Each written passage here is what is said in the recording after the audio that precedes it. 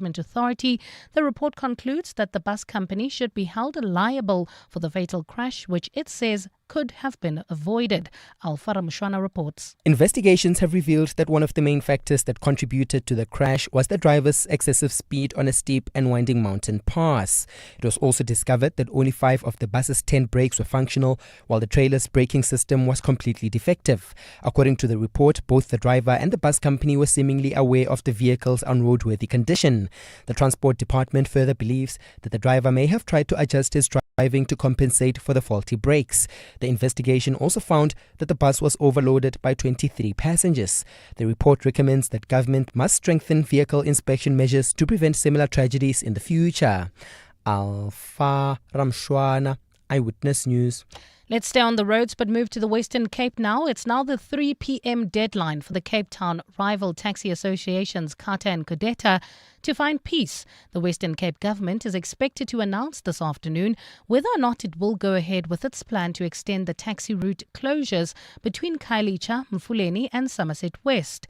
Provincial Mobility MEC Isaac Silegu published a notice of intent to extend the extraordinary measures to close these routes and lanes for a further 30 days. The initial 30-day court-ordered closure implemented on September 17th has now come to an end. The closures were put in place following deadly violence linked to a feud over routes between CATA and Codeta in the recent months. Ntutu Zalonene has more. The two rival taxi associations have until 3 o'clock this afternoon to convince MEC Isaac Silegu not to extend the taxi route closures by another month. CATA has asked for more time to consult with its members in the affected region of Lwandle near Somerset West. Silegu says he might not close the routes for long if the associations do come to a binding agreement. If we feel within a period of a week we are comfortable that there's a commitment to say, we are going to work with government to find a solution, and while you are looking for the solution, we are not going to intimidate anyone, then we have government can open. Silegu is urging both associations to come to an agreement to coexist. Ntutu Zalonene, Eyewitness News. Let's move to Parliament now, where Police Minister Senzo Mchunu has told members of Parliament's ad hoc committee that he was of sober mind when he issued the directive to disband the Political Killings Task Team. Mchunu has been giving evidence before the committee, which is probing allegations of police corruption. He emphasized his reasons for disbanding the task team, saying he received several complaints about the team, as well as concerns that it was flouting the country's public finance legislation. Babalondenze reports. Senzo Mchunu's first day of testimony focused mainly on the allegedly illegal directive to disband the task team. Today, he questioned why the police had to deal with a task team that only focuses on a minority of cases and not the entire country. Responding to evidence leader advocate Norman Aronser, Mchunu says he drafted the letter to disband the task team on New Year's Eve personally after careful consideration, and he takes full responsibility. I don't want to leave any doubts in terms of who wrote the letter and why was the letter written. I therefore take full responsibility. No, that's exactly why you're here. Yes. Because the committee is holding you to account. Even assure you that I was sober when I wrote this letter. Mchunu said the task team's disbanding was not unique and that he issued a similar directive to disband the police inspectorate. Babalondenze, Eyewitness News, Parliament. A KwaZulu-Natal police officer has handed himself over to the Hawks today. It's suspected he was involved in the murder of a crime intelligence official last week. Constable Sibonelo Ngidi was shot dead after being confronted by a suspect who had blocked off a road in Marion Hill in the west of Durban. It's understood the suspect was urinating when Ngidi, who was off duty at the time, requested that he move his vehicle so he could pass. The suspect allegedly approached Ngidi's vehicle and shot him several times. Oren Singh reports. A police officer attached to Operational Response Services handed himself over to Hawks detectives in Durban today in relation to the murder of 29-year-old crime intelligence officer Sibonelo Ngidi. KZN Hawks spokesperson Simpiwe Mhlongo confirmed the suspect had evaded arrest yesterday and handed himself over earlier today. Police launched a manhunt to find Ngidi's killers after he was shot several times on Friday evening in Marion Hill, west of Durban. Despite Ngidi's passenger driving him to a nearby hospital, he succumbed to his injuries, having sustained several gunshot wounds to his upper body. The suspect has been charged with murder and will appear in court on Monday. Arun Singh, Eyewitness News. And in the United States, President Donald Trump's former advisor, John Bolton, has been criminally indicted. The National Security Advisor has been charged with storing top secret records at home.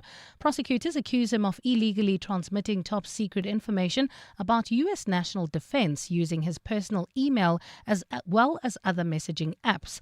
Bolton is a veteran diplomat and commentator who has been a fierce critic of his former boss in the recent years.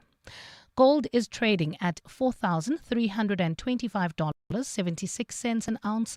The rand is at 17.39 to the dollar, 23.36 to the pound, 20.32 to the euro, and Brent crude oil is at $61.06 a barrel. Well, at this stage, if you're traveling in the Bursley area, this is in Kempton Park on Morafontein Road, R25. There's slow-moving traffic approaching Mooifontein Road. We still have those roadworks in the Sunwood Park area. This is heading towards Brakpan on the N17 eastbound, causing delays between Rondebolt and Carnival City. Also roadworks causing heavy delays in both directions. This is on the N1 between the Butlu Interchange and Marlborough Drive. In your sport, rain delaying play in the World Cup clash between Sri Lanka and Proteas women. Sports Minister Gayton McKenzie writes to FIFA to apologise for SAFA's yellow card blunder. And Cole Palmer ruled out of action for 6 weeks. It's a partly cloudy Friday afternoon in Gauteng today. Temperatures have peaked at highs of between 26 and 28 degrees. The top story in EWN this hour, a preliminary investigation has found that negligence and excessive speeding were behind a fatal bus crash which claimed the lives of 43 people in Limpopo. EWN, in touch, in tune and independent. For the latest, visit ewn.co.za or download the EWN app.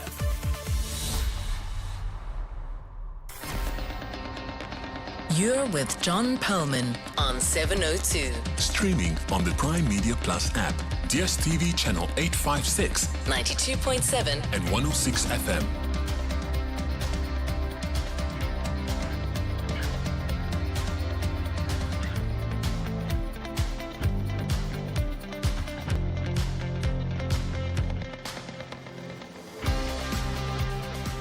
Very good afternoon, everyone. It's 9 minutes past 3 on Friday, the 17th of October. This is 702 Drive with me, John Perlman. Wherever you are listening to us in 702 land, welcome to the show. Suspended Police Minister Senzo Mchunu is claiming that President Cyril Ramaphosa knew of his intention to disband the political killings task team and supported the move. This is just one of a number of rather important things that came out on a day when the minister was questioned closely by evidence leader Advocate Norman Orense. So we'll analyse today's session later in the show. Some other stories we're doing. Bafana are going to the World Cup, so nothing else matters. You might have heard us play a clip saying exactly that from SAFA President Danny Jordan talking to Newsroom Africa on Wednesday. This in regard to the yellow card mess-up that almost cost us our place at the global showpiece. But Sports Minister Gayton McKenzie today made clear he's having none of that. He is insisting that the Football Association provide a detailed report on what happened. More on that shortly on the show.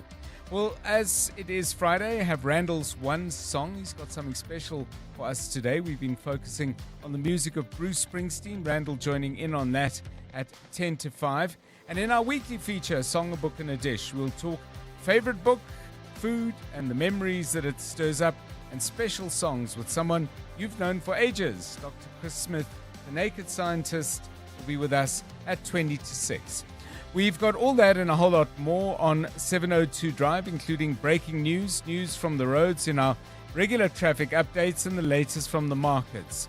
On the markets, the All Share is having quite a correction today, down 1,610 points, more or less, the last time I looked, a drop of 1.43%.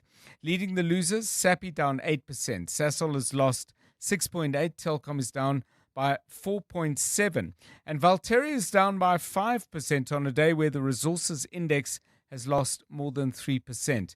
The rand is also taking a hit, trading at 17.40 against the US dollar, down 9 cents over the past 24 hours. A euro will cost you 20 rand 30. That's a loss of 15. 23 rand 25 will get you a pound. The rand weaker against sterling by 8 cents.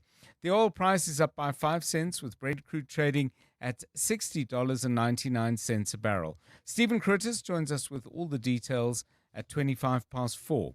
We'll have sport with Tolakele Mganga. You heard her a moment ago, some interesting stuff. Rain virtually every time they play a World Cup women's cricket match in Sri Lanka. That's my impression. Hopefully the clouds will clear and they can get on with it.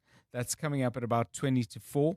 Mbali Dlamini has the latest news headlines back with you at 3:30, and Karabo Chale is keeping an eye on the roads. This is 702 Drive. We're live in the place where you live. If it's happening in 702 land, you will get to hear about it here first. But if you hear about it before us, well, please get in touch. Tell us about a story we might have missed, a point that we might have missed on a story we're already covering. You can get us on 072 702 1702 or 011 883 0702 702 Drive. It's 3:12. 702. Let's walk the talk.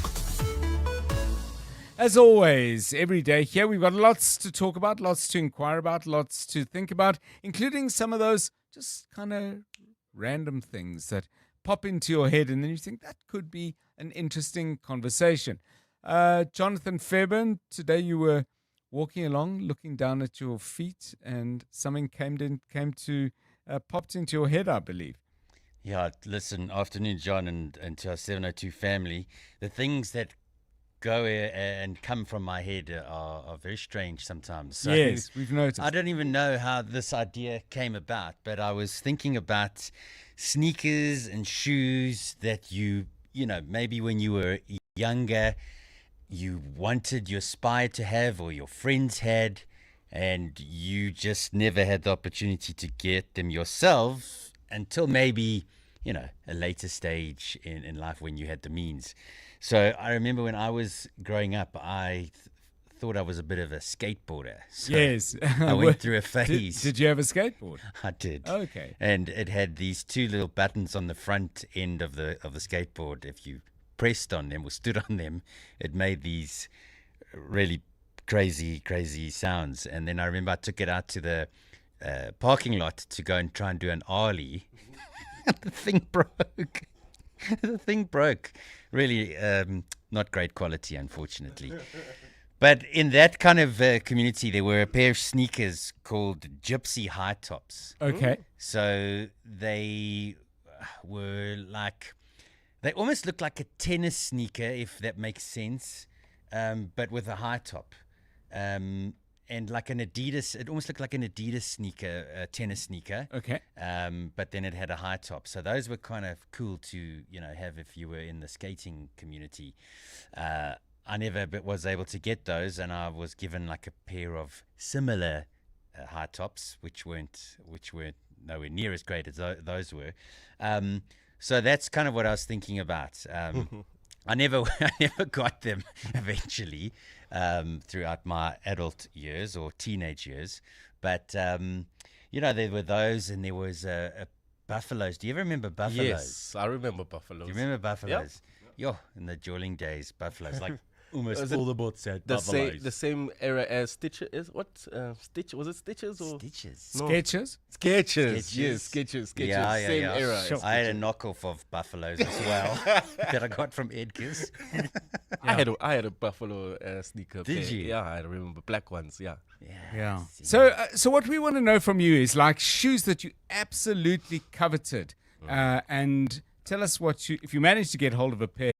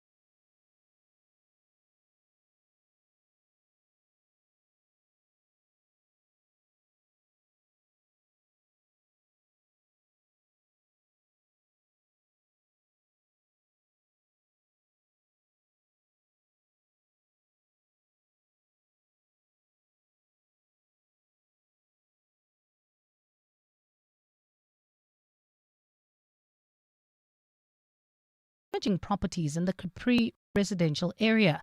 A spotter plane and water bombing chopper has since been deployed to douse any flare-ups.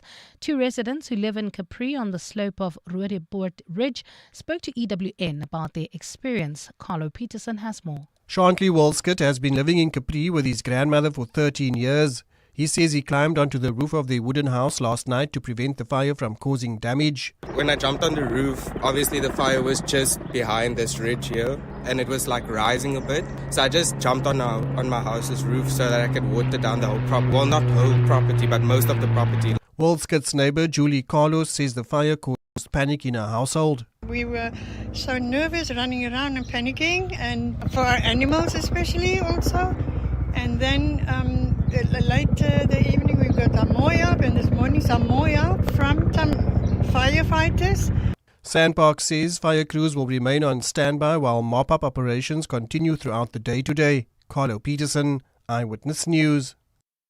And a Taiwanese airline has apologized for requesting paperwork from a dead employee. The 34-year-old woman fell ill during a flight from Milan and sought medical treatment upon arrival in the country. According to the woman's family, after her death, her phone received a text message from the airline asking for documents proving that she had applied for leave in late September, which was the period that she was in hospital. This led to widespread outrage, with many accusing the airline of overworking its staff.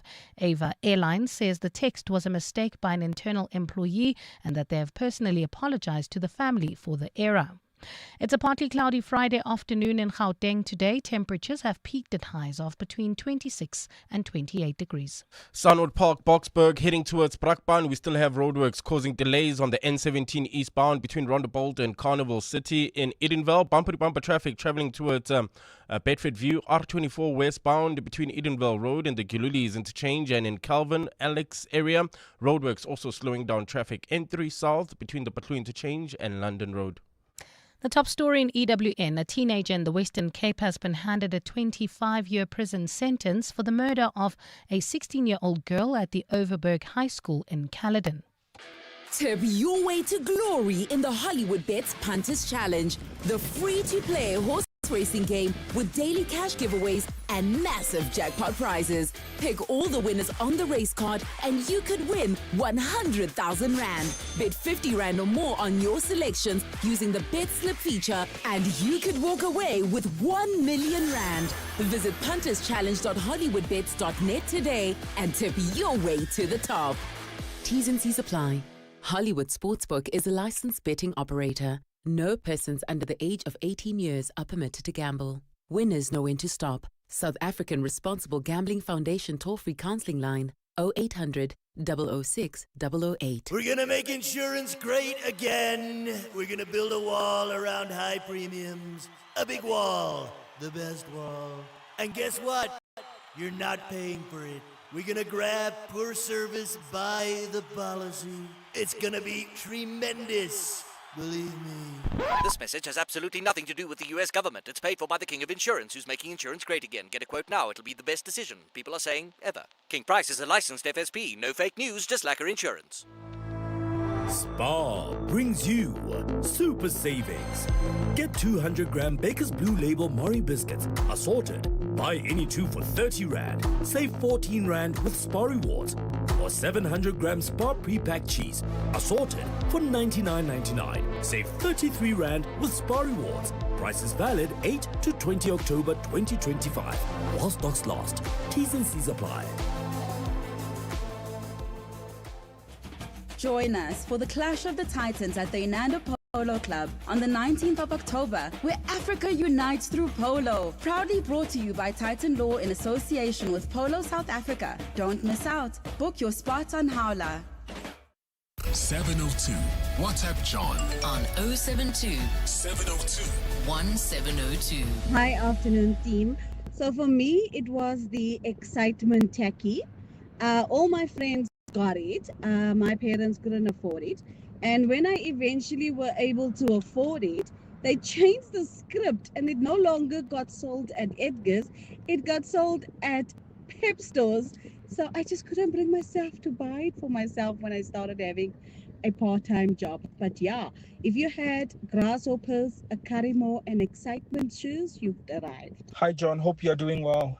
As a staunch hip hop head, growing up, I wanted a pair of mustard colored Timberlands, which are still available, but the price is hectic. It's like 3,000 to 4,000 Rand now. And in my mind, I can't justify buying a shoe that's priced that much. But that was like, I mean, for hip hop heads in the late 90s, early 2000s, that was the shoe to get because that certified that you were like part of the culture. Thank you. John and the Radio 702 family. This tragic incident of the bus accident. If this bus was stopped, I believe 2 or 3 times by the traffic department, is the traffic department's purpose not to check roadworthiness, overloading, etc.? How was that bus allowed to pass? That is unacceptable. Why is that not in the report that was just read out now? Really, really concerning and disappointing and sad.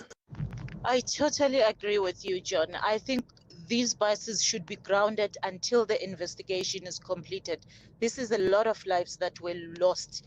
And while we are waiting for results from this investigation, our inspectors should be targeting all the depots, especially Johannesburg depots with all the Zimbabwean buses. You can see them. You don't even have to test them for anything. You can see that they're not roadworthy and they're dangerous, not just to their passengers, but to everybody that will be on the roads during this peak season. And the border control staff should also be investigated because these buses are passing in front of them. Yeah, a lot of comments on that bus report. Now, let me just say 2 things, and thank you for those messages. One point made was the report that was read out. I don't want to give the impression that we covered every single detail. Obviously, Alpha Ramushwana got to the most important points, did what he could in the time available. Secondly, it is a preliminary report, but the questions you said that need asking are indeed the questions that have to be asked, and I think that's absolutely crucial. Keep the shoe stories coming, please. I've got a few to share of my own. And then I need to correct something, but before I do correct it, I must just thank Brapat because he picked up on something I said in my introduction to the show and says what I said was incorrect. And he is, in saying I'm incorrect, absolutely himself correct. So he says it is incorrect to say that Minister Nkunu said that the president knew of his intention to dissolve the political killings task team. And indeed, that is what I said in the intro.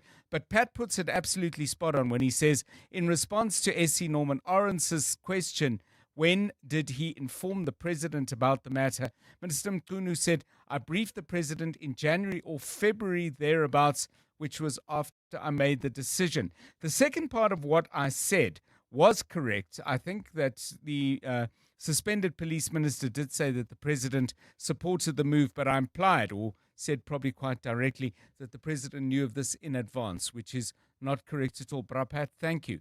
Appreciate your close listening, and I hereby correct my mistake. I hope once and for all, 17-4. EWN Sport. Tola Kele Mganga, a very good afternoon to you. We've got cricket on the go. Any let up in the rain? Unfortunately not, John, and it's still raining heavily in Colombo, where Sri Lanka were batting in their clash against South Africa. Before that interruption, they were at the crease on 46 for the loss of 2 after 12 overs, with Masabata Class having claimed 2 from 18. Yesterday, defending champions Australia sealed their spot in the semis following their 10-wicket win over Bangladesh. SA Rugby have confirmed the dates and venues for the Great Souls rivalry, which is a tour which will take place every 4 years and hosted alternately between South Africa and New Zealand. The All Blacks will visit these shores next year with 8 matches scheduled, including 4 tests at Ellis Park, DHL and FNB Stadium, along with a landmark game at an international venue. Springbok coach Rassie Erasmus says the tour reflects the vast history between the two nations. The name, the greatest rivalry, says a lot. I hope people don't see that in an arrogant way. It's just a history between us and New Zealand. It's really rich. 6 Nations is an awesome tournament. I know Top 14 is an awesome tournament, and all the others. So for us to say it's the greatest rivalry is not to say that it's better than the other competitions. It's just this rivalry between between us and New Zealand has been going on for so long. Sports Minister Gayton McKenzie has run the risk of interfering politically in football matters, having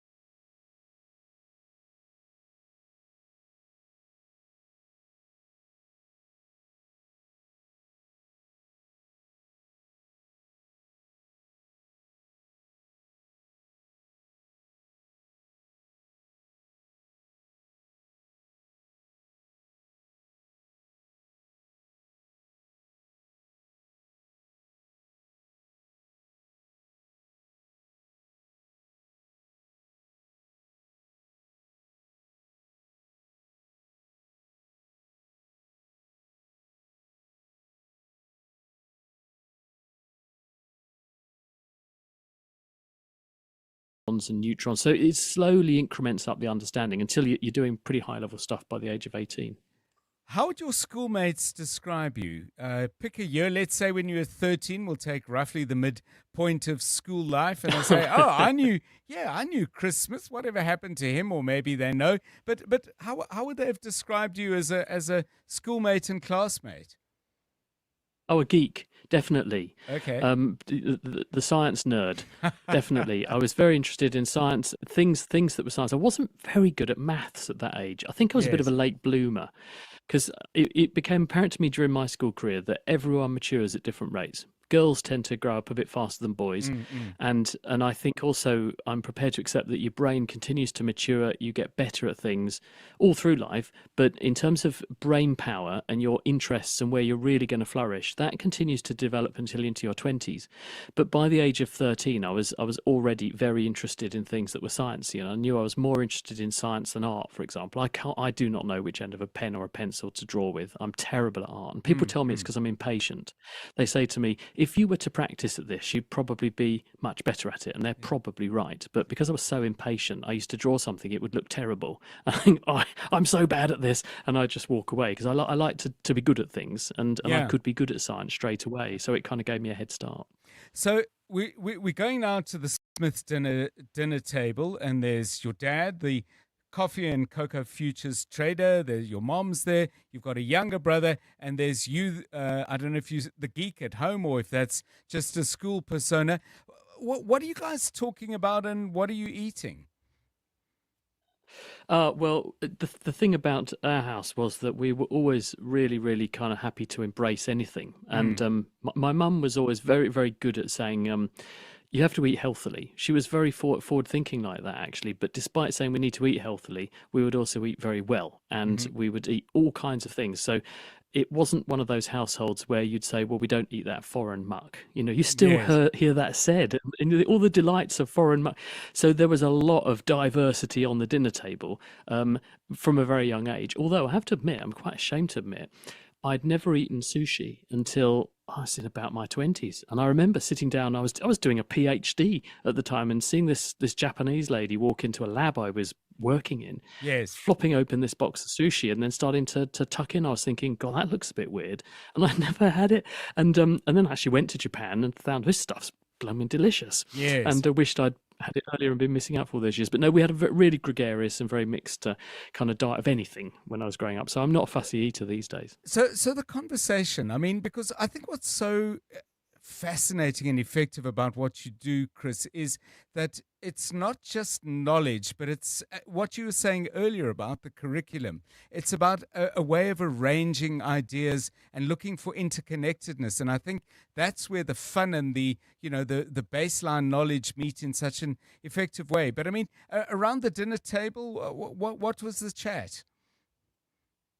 Anything and everything. And as I said, my dad was a very bright guy, my mum very bright as well, but that meant the conversation roved from everything from politics right through to, have you seen what NASA are doing? You have to remember that this is in the pre-internet era. And where did we get information and news? It wasn't a question of flicking out a smartphone and you have an instant feed of what's going on around the world.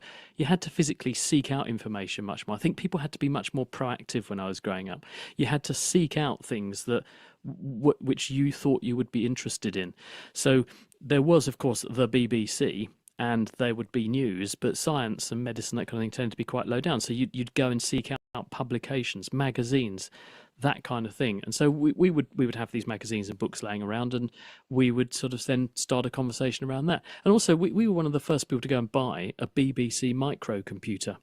When Acorn Electronics was founded by people I now know who live in Cambridge, Herman Hauser and all that lot, founded what was to become the company ARM, one of the most important computer chip design companies in the world, now valued in the billions.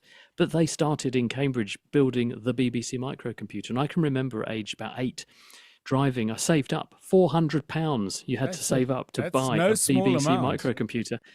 In 1984, it was quite a lot of money, and I did all these extra jobs, and I saved up this money, and my dad drove me to Cambridge, and we went to the Cambridge Computer Store, that was its name, and they were the outlet for BBC microcomputers, which became a huge hit.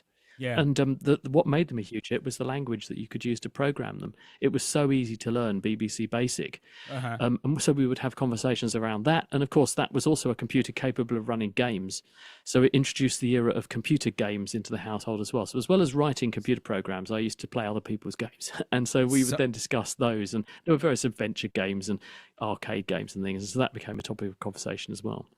So you picked as your favorite book, The Count of Monte Cristo, and it's Alexandre Dumas, written with Auguste Maquet. It's a book from the mid-1800s, and people who don't know the story, it's a wonderful tale of Edmond Dante, who is falsely accused of treason, and it's everything that follows next. But you must have read a lot of books, Chris, but you picked this one. Tell us why. Yeah, loads.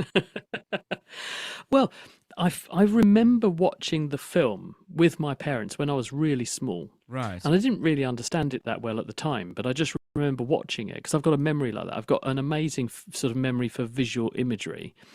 And then when I realised I'd been watching The Count of Monte Cristo, when the Gérard Depardieu version came on, it was first broadcast on terrestrial TV in Britain over the Christmas period, around the time, about a year after it came out in the cinemas.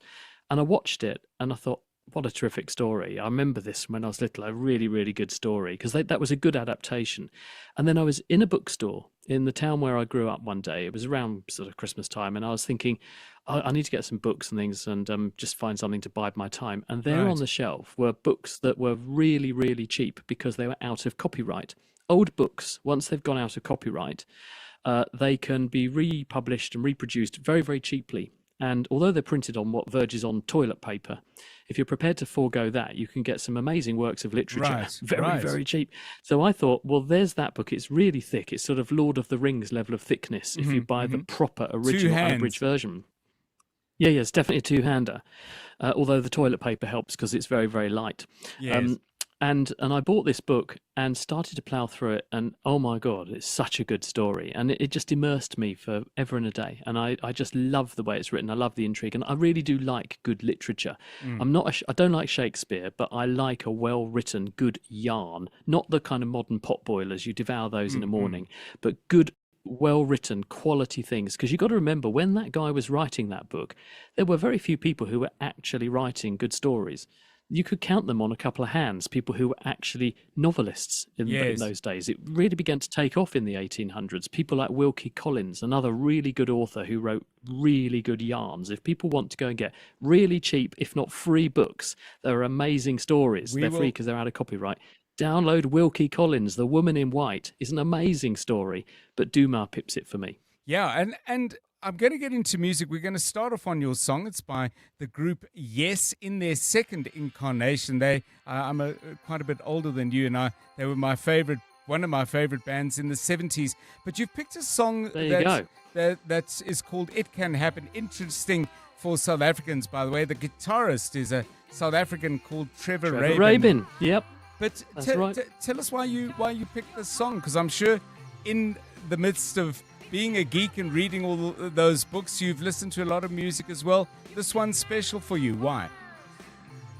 Well, I really like Yes, and I like the 70s Yes, but I actually got into Yes because my dad had 90125, which is the album that has It Can Happen on it, on a cassette tape in the car. And it used to be one of those things you just chuck in the cassette tape and whatever was on the tape got played in the car. I thought, this is really catchy. And then I listened to the rest of the album, must have been about 8 or 9 at the time. And then I discovered this band with this amazing musical ability, and what I was quite interested in singing and church music and that kind of thing. I was in a church choir and that kind of thing when I was little, and I really liked harmonies, and I was really fascinated by musical harmonies. And of course, here was a band from the 1970s, singing. I mean, I've interviewed John Anderson actually. I'm pleased to say one of the perks of being a journalist is you get to meet these sorts of people, don't you? And so I got into the band that way.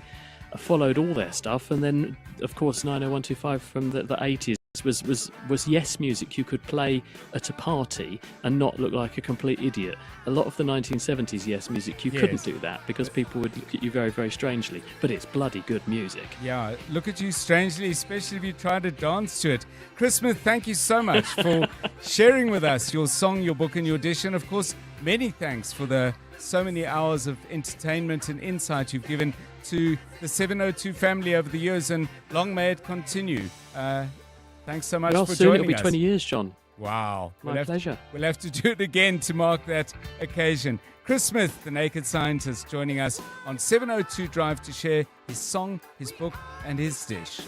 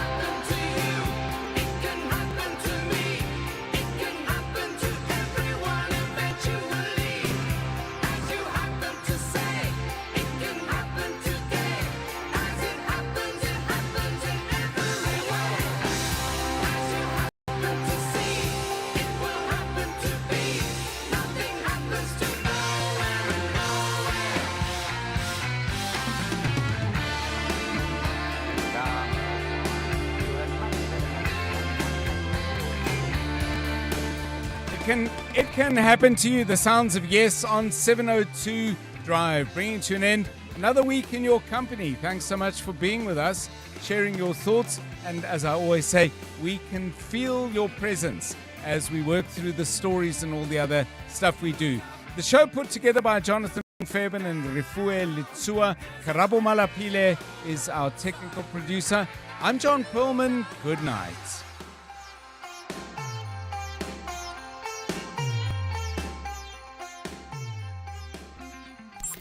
And now, The Money Show. With Stephen Grootes, live on 92.7 and 106 FM. Streaming on the Prime Media Plus app. And DSTV Channel 856.